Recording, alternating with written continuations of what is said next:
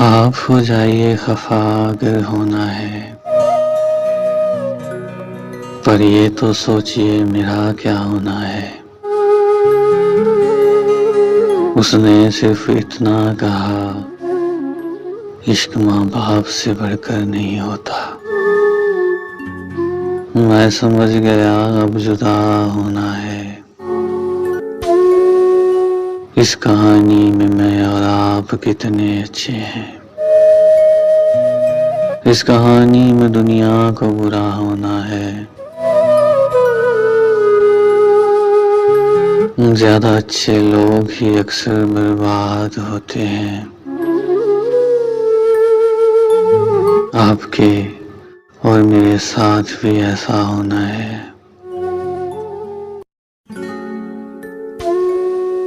बहुत ज्यादा ही वादे कर रहे हैं वफा के आप। मेरा दावा है आपको भी बेवफा होना है।